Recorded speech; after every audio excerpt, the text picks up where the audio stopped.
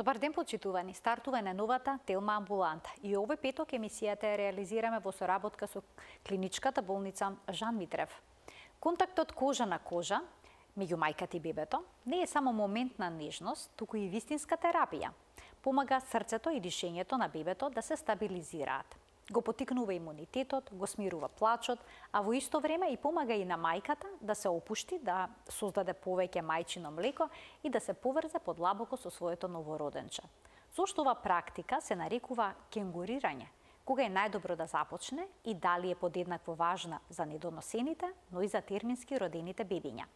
Се за придобивките од кенгур негата ќе дознаете од разговорот со доктор Рената Димитриовска, специјалист по педиатрија и неонатологија во клиничката болница Жан Митрев. Разговорот ќе го проследите веднаш по рекламите, а ги очекуваме и вашите прашања во програма. Останете на Телма.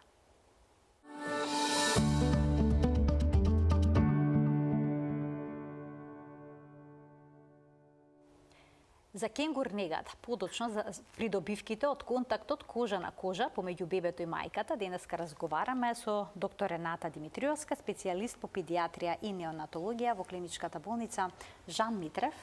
Докторке, добар ден и добре дојдовте во Телма амбуланта. Добар ден и добро ве најдов и поздрав до гледачите. Докторке, што точно значи кенгур нега, односно кенгурирање? Зошто се нарекува така? Така. Значи, имаме повеќе термини кои што имаат еден сличен спектар на значење. Се користи кенгурокеа, се користи терминот кенгуромадаркеа и се користи терминот skin to skin контакт, односно кожа на кожа контакт. Иако се различни и има некои разлики, ќе се обидам да ги објаснам. Кенгурокеа е термин кој што се употребува во Америка и означува дека децата кои што се стабилни може да се стават на градите на мајката или на таткото, значи на родителите, во траење некаде од 10 минути до 1 час, може нешто да биде и повеќе, во текот после првата недела од раѓањето, значи бара детето да биде стабилно, да биде краток тој контакт и детето исто така може да биде и облечено, но не мора да биде голо. И од тој контакт меѓу родителите и меѓу детето, иако трае само 10 минути до 1 час, значи иако е облечено, има бенефити. Кенгуромадаркеа е термин веќе кој што е дефиниран од Светска здравствена организација и тој содржи 3 елементи, односно содржи кенгуропозиција, значи треба да се постави во една одредена позиција детето, треба да има кенгуронутришн или кенгуро исхрана, тоа значи дека тука се дава поддршка на мајчиното млеко, било да е доење или измолзено мајчино млеко, и треба да има кенгуро ран испис. Значи не е битно колку е тешко детето и која е коригирана гестацијска недела, доколку ги исполнува критериумите, значи доколку мајката, ќе зборуваме покасно, може да се испише многу порано. Тоа е наменето за сите кенгуромадаркеа, за сите претермински деца, значи децата родени пред 37-та гестацијска недела, но и за сите деца кои што се и во термин, меѓутоа имаат ниска родилна тежина под 2500 грама. Независно дали се тие деца стабилни или не се стабилни. Skin to skin контакт. Забележуваме една разлика во термините. Овде зборуваме кенгурокеа или кенгурогрижа, кенгуромадаркеа, односно кенгуромадар грижа, а овде зборуваме контакт. Кожа на кожа контакт. Тој термин особено се користи во неуронауката, сакајќи да се потенцира дека грижата, негата на новороденчињата останува иста. Тоа што е различно местото, контактот. Значи, наместо да биде во инкубатор или на бебитер или во кревече, детето треба да има контакт на неговото право место, на неговата биолошка средина, а тоа се кожата, односно градите.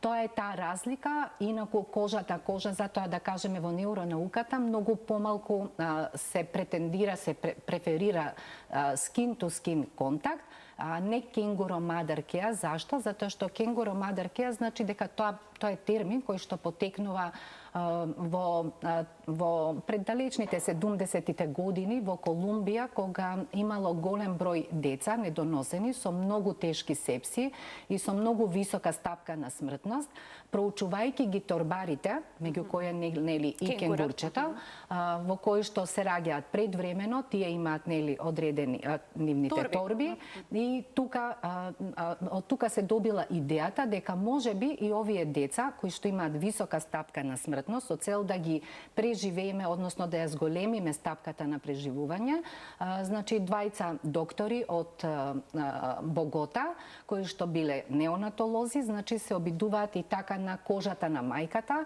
да ги сместат тие мали предвремено родени новороденчиња или со мала родилна маса и така практично од тука потекнува името кенгуро mother care. Но од друга страна што би сакала да кажам во неуронауката што е исто така интригантно, се смета нели дека кенгурите се торбари, но ние сме примати.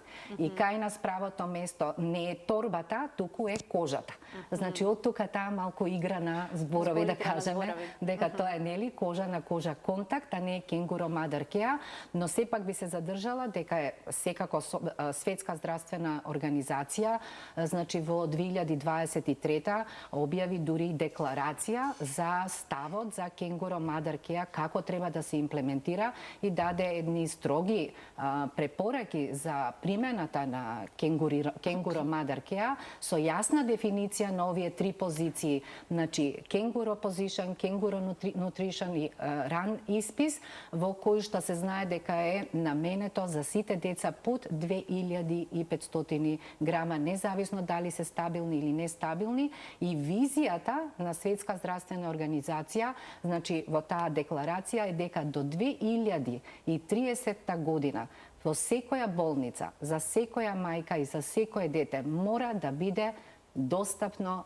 кенгуро mother care. Дали кенгурирањето од страна на мајката, значи како би се превело тоа точно на македонски? Кенгурирање, грижа на мајката. Кенгуро грижа со мајката. Кенгуро грижа со мајката, така. Да. Дали кенгуро грижа со мајката има главно придобивки за предвремено родените бебиња или за термински родените? Значи за сите подеднакво има и тоа се големи бенефити. Значи тоа е практично се смета една критична интервенција која што значи има толку едноставна, толку е достапна, не чини ништо, меѓутоа има огромно значење за здравјето на нашите деца. Значи ако ние знаеме дека нели кога се раѓа било терминско или предтерминско новороденче, дека за терминските дека тоа е секако една нели голема среќа, кај предтерминските е голем шок секако, но пред нас е да тоа дете преживее, но ние понатака се соочуваме со друг предизвик. Децата не треба само да преживеат, треба да растат и да се развиваат. Значи, а тоа нивниот здрав раст и развој пред се најмногу го оценуваме преку невромускулните резултати, преку нервно-развојните резултати. Точно тоа кенгурирање, тој контакт, значи и како има и најмногу, да не кажам и единствено покрај генетиката, секако на секое дете, на секој човек, има огромно значење за развојот на мозокот. Значи, менталниот развој, менталните функции во кои што бихевиоралните функции, како ќе се однесуваме, дали тоа дете ќе плаче повеќе, ќе биде повлечено, ќе изразува бес, која што пак од друга страна го изразува неговата емоционална интелигенција, која што како детето доживува тага, болка, веселба или социјалната интелигенција, нашите академски достигнувања. Значи, сите тие работи кои што зависат од развојот на мозокот, а тој развој на мозокот е најкритичен во првата година од животот, а особено во првите 1000 минути кај терминските деца, тоа се некаде околу 16 часа и се заокружува некаде околу 20 часа, тој контакт кожа на кожа придонесува една интегрираност од сите наши сетила да се изградат тие врски во мозокот и потоа практично да може тоа во покасно во животот ние што го гледаме како интелигенција, бихевиорално однесување, емоционална, социјалната интелигенција, односно тоа врзување меѓу родителите во овие денови, кое што нели на почетокот тоа е практично како бондинг дијада врзување, а потоа е веќе како безбеден атачмент, практично нели кога детето се атачира, се врзува сериозно, се поврзува со родителите, тоа чувство на сигурност, на безбедност, на исполнетост се практично значајни стимулси до мозокот за да имаме еден навистина правилен развој на мозокот, за разлика од она што е денес конвенционално, традиционално, нели мајката ќе се породи и веднаш се разделува од своето дете, значи пожелно е вежно да се стави бебето на градите. Веднаш. Да, веднаш. Значи, што побрзо, колку дозволуваат условите, што побрзо, тоа подобро после раѓањето. Има ли вистина дека овој контакт кожа на кожа, кога бебето се поставува веднаш на градите на мајката, новороденчето кога се поставува во таа позиција, може да влие врз регулирањето на неговата телесна температура? Да, значи тоа е една од основните придобивки, дека кога ќе го ставиме детето веднаш, нели детето е во матката, тука имаме и повторно ќе се враќаме на таа интеракција, затоа што во сите тие контакт, допир, сите наши сетила, нели мирис, па се ја слушаме, ја гледаме, но сепак е таа целосно е тоа една наша интеракција. Таа интеракција и во утробата постои. Се едно, фетусот, мајката и плацентата. Кога ќе се породи детето, ние треба, значи, знаејќи го тоа, треба да ја продолжиме таа интеракција. Не треба да биде раѓањето и поделување на детето и да ја прекинеме таа интеракција. Кога ние детето во температура 37 степени, одеднаш го вадиме во собна температура која што и добро е ако е 25 степени, знае да биде и поладна, например во операционите сали се пониски температурите и 20 степени, значи тоа е еден cold стрес, еден ладен стрес, нели? Детето се изложува на многу ниска од 37 на 25. Ако ние го ставиме веднаш на градите, градите на мајката особено имаат една посебна терморегулација во тој период кога е бремена и значи постпородилно. Овој дел од градите има многу повисока температура отколку кога како што е нормално. Вообичаено температурата на мајка која што не дои, која што нели не е припремена за мајка, температурата е некаде околу 32-34 степени.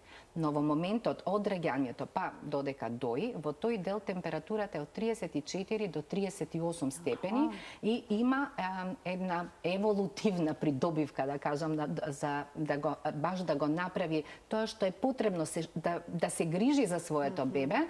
Ако бебето е поладно, значи тие крвни садови се шираат и практично испуштаат голема топлина и бебето е во неговата физиолошка температура, односно она што е нормална температура за бебето, 36,5 до 37,5. Доколку детето пак има повисока температура, значи тие крвни садови пак се стеснуваат и значи топлината се намалува и практично детето се разладува, но повторно како да има термостат. Повторно до таа температура од 36,5.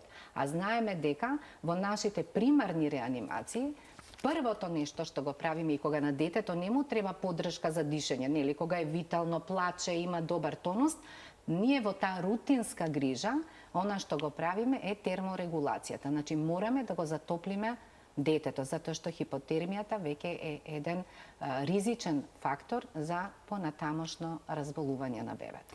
Дали поставувањето на бебето на мајчините гради исто така може да влие и врз регулирањето на работата на срцето? Да, значи поставувањето на дишењето. И дишењето. Значи сите витални функции практично стануваат многу порегуларни, пофизиолошки, затоа што детето кое ќе го поставиме на градите на мајката се случува таа физиолошка регулација. Значи сите тие сетила, затоа што децата и новороденчињата имаат бројни сензации и кога ќе се породат пак се враќаме, кога ќе се породи мајката, значи детето се раѓа во една средина која што е нова за него, значи има многу стимулација, тоа доаѓа од темнина, се раѓа во светлина, од тишина во звуци. Значи имаме бројни стимулации, така светлина, звучност, латно, допири. И сега, ако сето тоа предизвикува кај детето стрес, непознато е.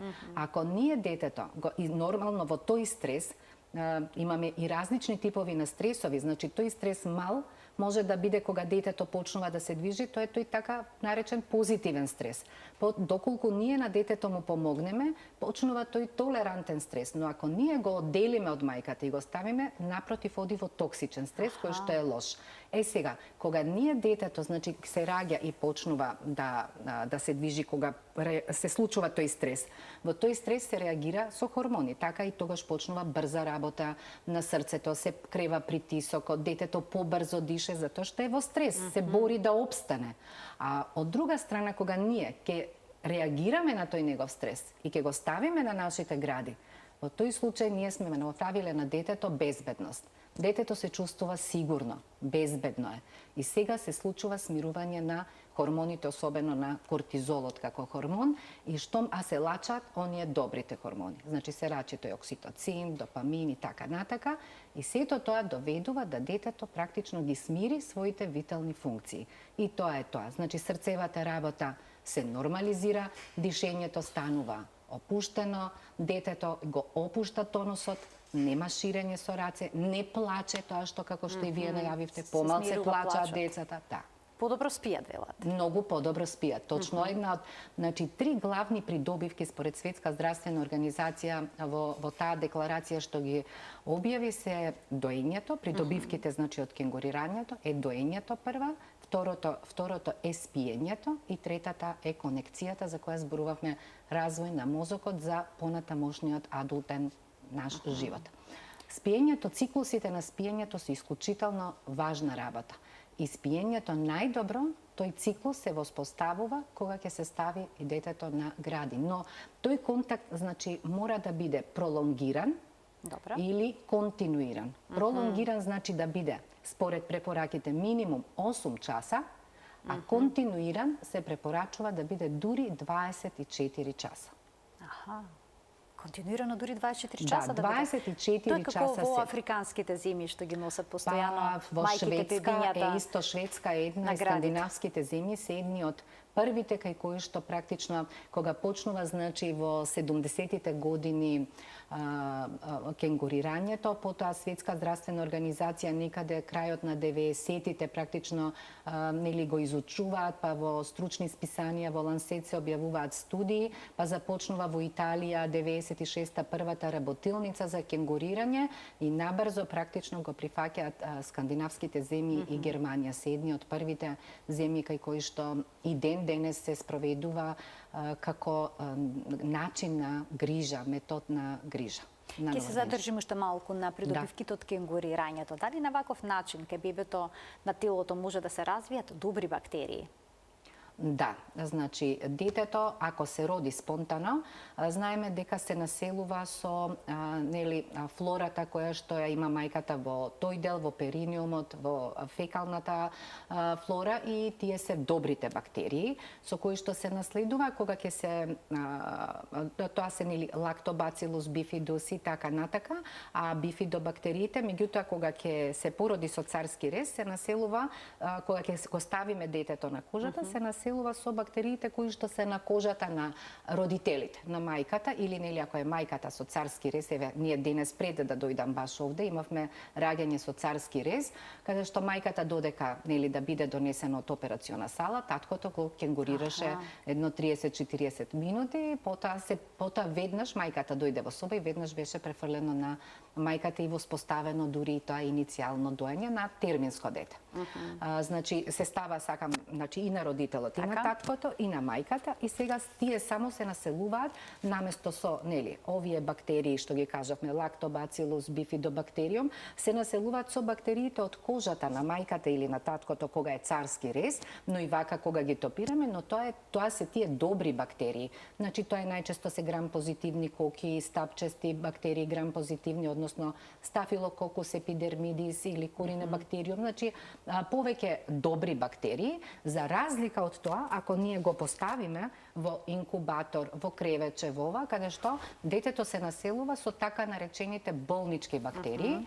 Односно, што значи тоа болнички бактерии? Тоа што го има на опремата, на машините, на тие катетри, цревца, во воздухот што ги има. Значи, а тие се тие, нели, бактерии кои што доколку детето има и најмал ризик, може да предизвикаат опасни нозокомијални инфекции, како што се сите, како, нели, позната е МРСА. Така, сите ги знаеме опасностите од болничките, од бактериумничките така бактерии. Дали ова значи дека поставувањето на бебето на градите и контактот кожа со кожа може да влие позитивно врз имунитетот? Апсолутно. Една од најголемите придобивки е имуномодулацијата.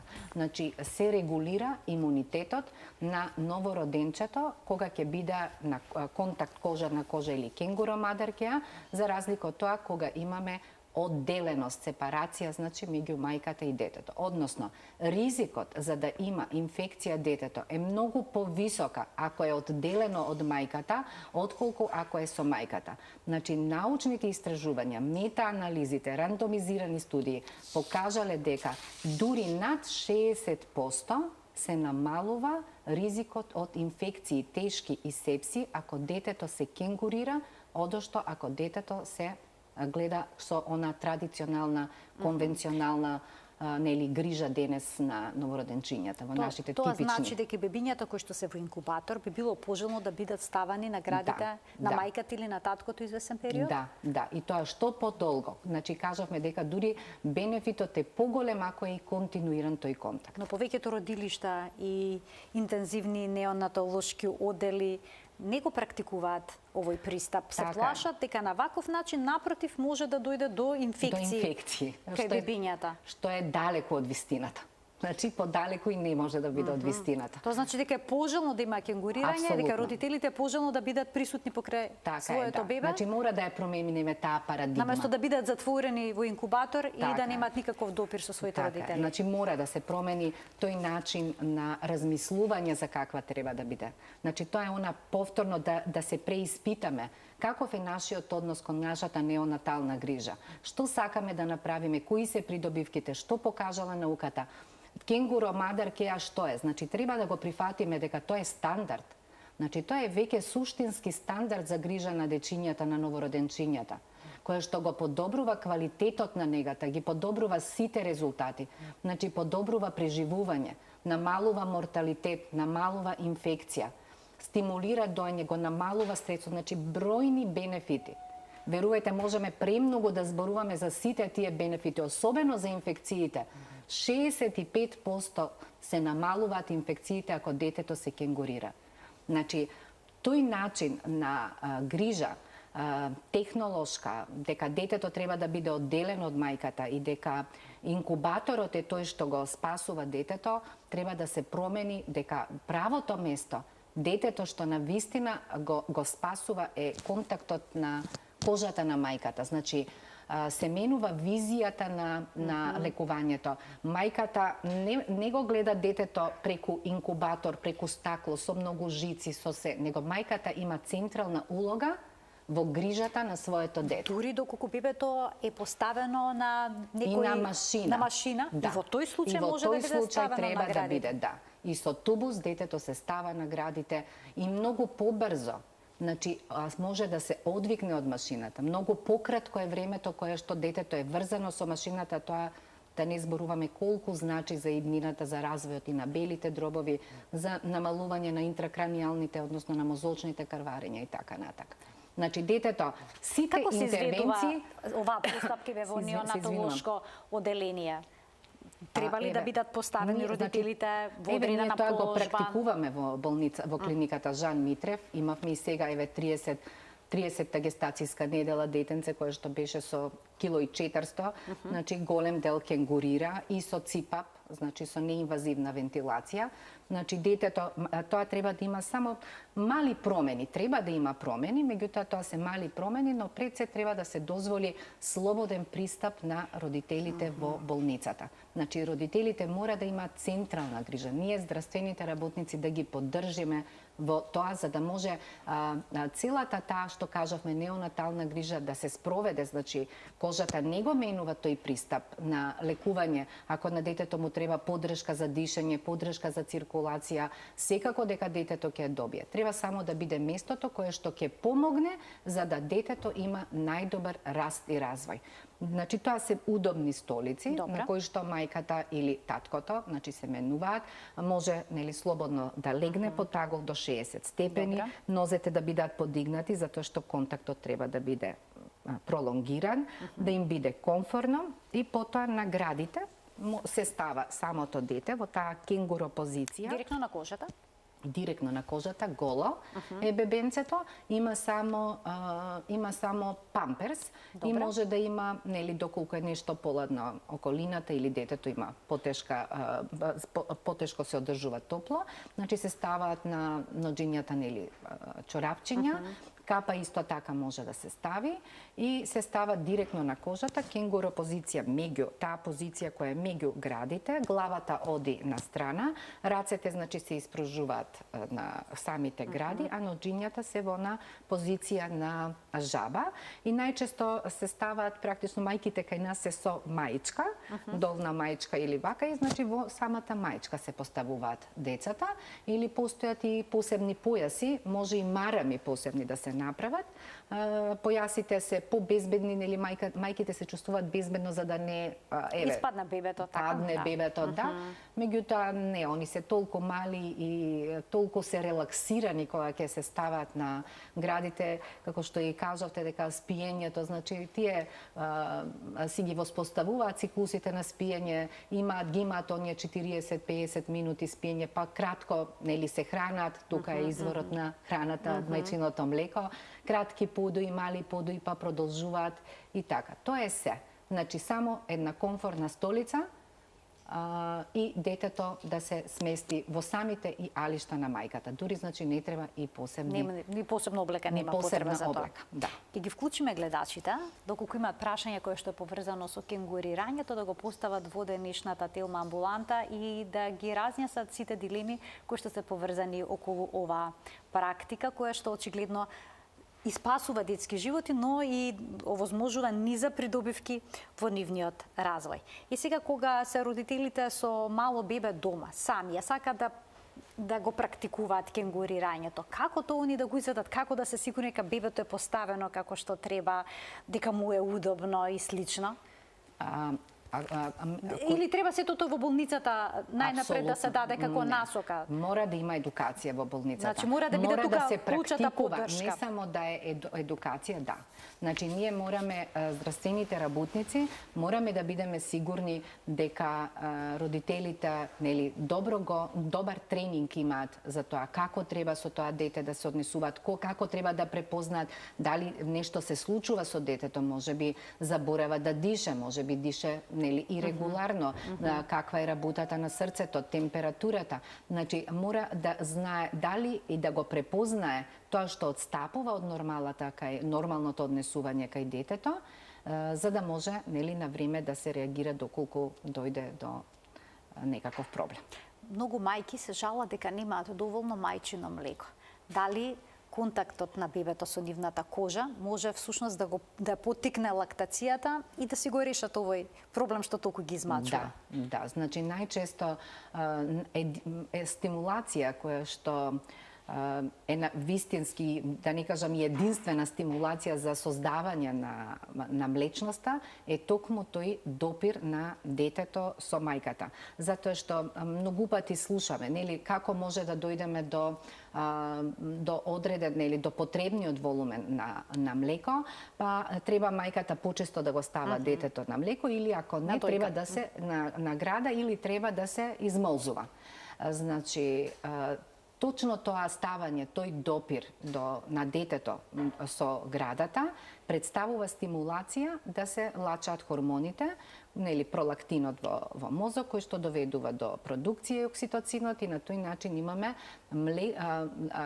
го имаме стимусот и го имаме млекото. Но што е многу важно, колку е порано воспоставен тој контакт, толку е подсврста таа врска и толку е посигурно дека ќе дојде секако млекото. Значи, ако ние го ставиме во тој саат време детето кожа на мајка, мајката секако ќе добие млеко, ќе има млеко, и доколку го одржува тој контакт, ќе има и понатака млеко. Но доколку се одделени и се гледаат само повремено, во тој случај секако дека на многу потешко ќе биде одржувањето на лактацијата, тогаш навистина тоа е желба, нели измолзување на 4-5 часа, се со цел да се одржува таа млечност. Така, треба да суди по полесниот пат, по природниот пат, еволутивниот би рекла. Се повеќе жени се соочуваат со постпородилна анксиозност, постпородилна депресија. Дали кенгурирањето, контактот кожа на кожа може да им помогне во надминувањето на оваа состојба? Да. Значи, тоа е, досега повеќе зборувавме, нели, за бенефитот на... Сега се бенефитите во однос на мајката. Сега придобивката, на мајката, секако. Тоа е посебно чувство, кога на мајката после раѓањето, после породувањето ќе се постави детето на незините гради. Значи, сите тие се многу задоволни, се многу среќни, се многу возбудени. Со текот на времето, кога се и предвремено родените деца, кога ги ставаме, мајките се полни со самоводоверба. Значи, имаат сатисфакција, задоволство имаат, затоа што активно учествуваат во грижата на своето дете. И таа самодоверба, значи таа комфортност, таа сигурност кај нив, го развива мајчинството, ги развива како едно семејство практично, и родителот и мајката и таткото, а сето тоа допринесува секако да се подобри расположението, а да се намали таа депресија или анксиозност од тие прашања, дали јас ќе бидам добра мајка, дали постапувам добро со моето дете, дали треба вака да го држам, дали треба, значи некога ќе од самото породување, односно раѓање на детето, кога ќе бидат во контакт и ќе се грижаат вистински за детето, значи затоа што не само што го греат, како што кажавме, тие го хранаат детето, го чувствуваат, значи тие зборуваат, го чувствуваат неговото дишење, неговата работа, стануваат сигурни.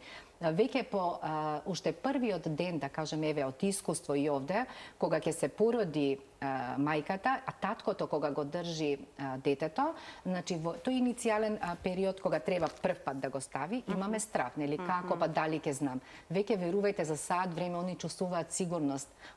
Тие више веќе не се плашат како да го фатат детето, како да го кренат, него веќе сакаат да го стават на своите гради. Значи тоа задоволство, таа среќа, тоа е љубов. И тоа создава сигурност и тоа мора да ја намали и постпородилната депресија и анксиозност. Така, постојат предрасуди во врска со кенгурирањето, дека тоа се однесува само на мајката, но очигледно дека таткото може да има важна функција, односно да биде важен сегмент од целиот процес. Како реагираат мажите кога им споменате дека ќе им го ставите бебето на градите? Покрај стравот, зачудени ли се? Па среќни. Среќни се? Да, среќни се, многу се среќни. Во почеток повеќе можам да кажам дека сте нели вознемирени, односно но тој позитивна, она вознемирено, стрес, како ќе биде, дали тоа ќе го направам добро. Нормално и од чувството дека нели стануваме денес, сега станува веќе татко, но е голема среќа и секогаш го прифаќаат тоа. Спремни се. Запознаени се со целиот овој процес? Пред самото, родители? Знаете, да, запознаени. Тоа можам да кажам дека да, но и не многу, но ние правиме разговор пред самото породување. Значи, пред самото породување зборуваме за од кога ќе се роди детето, како ние би се грижеле, како дека најдобро би било нели да се стави, зборуваме околу придобивките и иако е тој краток разговор, меѓутоа има влијание на спремноста. Доколку бебето краткотрено се поставува на градите, дали тогаш кенгурирањето има смисла, доколку се изведува 5 до 10 минути?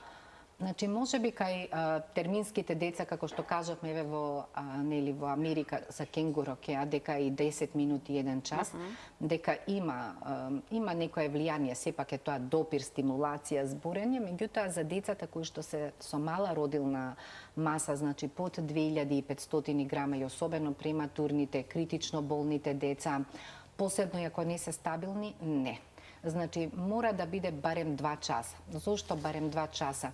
Значи, ако знаеме дека циклусот на спиење е некаде, еден циклус е некаде 60 на минути до 90 минути, значи, стабилизацијата на бебето, адаптацијата, прифаќањето дека тоа е неговата права средина, сепак не е доволно да биде 10 минути или 15 или саат време. Него треба да биде пролонгиран, значи, кажавме препораките се 8 часа, но барем да биде 2-3 часа за да има некаков бенефит.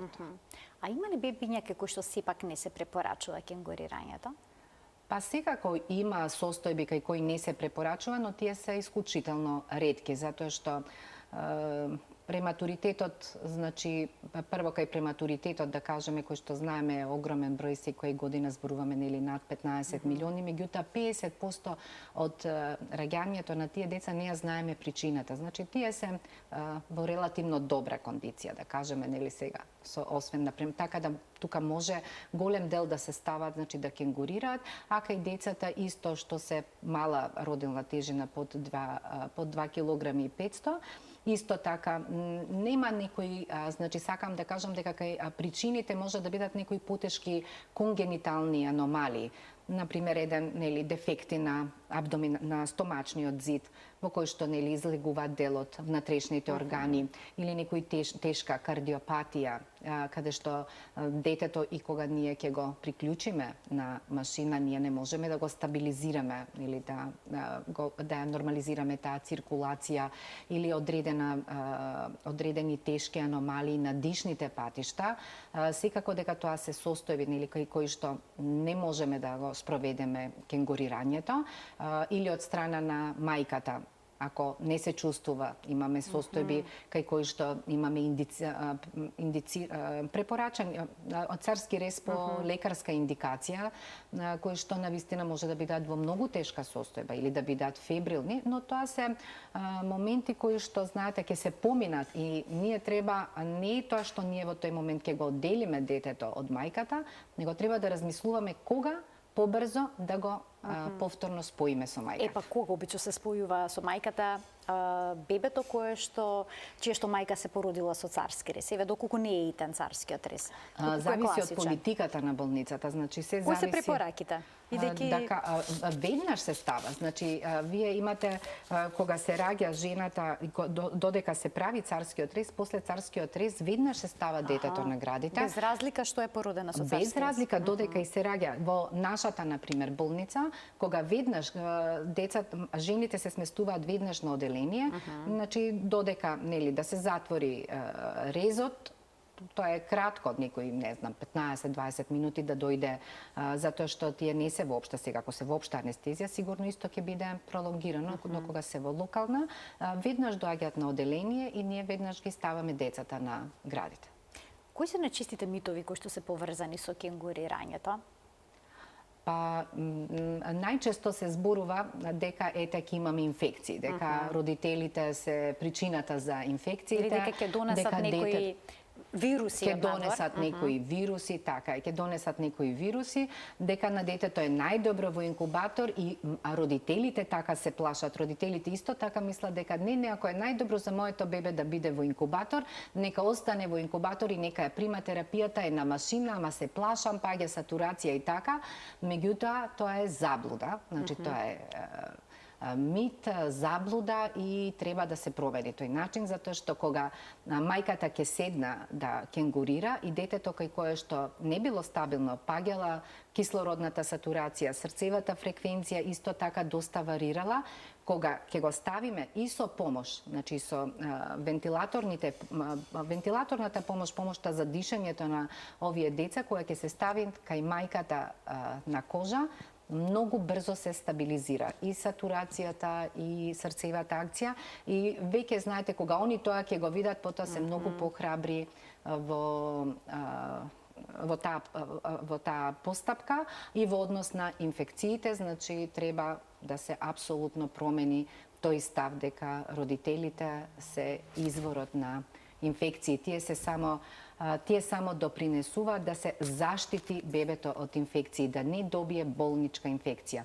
Колонизацијата, значи повеќе фактори учествуваат во имунитетот на бебето, во зајакнувањето на имунитетот на бебето. Меѓутоа, една од најважните е токму видот на бактериите што зборувавме, што од кожата на мајката ќе се насели кожата на детето, значи детето ќе создаде свој микробиом и тука е таа компетиција меѓу бактериите добри, да ги кажеме, и болничките бактерии. Значи, наедноставно кажано, нема место за болничките бактерии на кожата на детето. Тоа значи и дека кенгурирањето е еден вид на инкубатор за бебето? Да. Тоа значи дека тоа е еден вид на инкубатор, меѓутоа хуман, топол, полн со љубов. Како реагираат повозрасните кога ќе разберат за оваа постапка? Родителите? На младите родителите. Можеме да видиме видеа на социјалните медиуми каде што зачудено гледаат кога таткото го држи бебето на гради. Затоа ве прашувам какви се реакциите. Па се менува тие погледи, се среќни, се сакаат и нашиот народ сака, и нашите родители и младите сакаат да ја воспостават таа интеракција со своите деца од најмалата возраст. Бебето, освен тоа што може се поставува на градите на мајката и таткото, може ли да биде поставено, да речеме, и на градите на братчето, на сестричката? Или на некој друг член од семејството, или ограничено само на... Не само на мајка и татко, напротив, може да биде и бабата, и дедот, значи, но сепак братче ако е мало, не, затоа што терморегулацијата треба да биде воспоставена, сепак знаеме дека тоа ако е дете во раст, значи зависи од возраста, нели, стабилноста, зрелоста, така да тоа најчесто тоа е со возрастните. А каква улога игра и мајчиното млеко во целиот овој процес? Мајчино млеко во комбинација со кенгурирање? Да. Голема улогата, значи имаме, затоа и таа кенгурирањето всушност и опфаќа поддршка на мајчиното млеко. Значи, секое дете во строгите препораки на Светска здравствена организација која што е апдейтирана, една од препораките е да секое дете, значи да му биде достапно да може да се храни со мајчиното сопствено млеко. Значи, ако знаеме дека тоа е една нели жива биолошка материја, мајчиното млеко, затоа и кога се ракува со мајчиното млеко, се ракува со ракавици, затоа што се смета, тоа е навистина биолошка телесна материја која содржи живи клетки, не содржи само нутриенти, нели јаглени хидрати, шеќери, масти, минерали, витамини.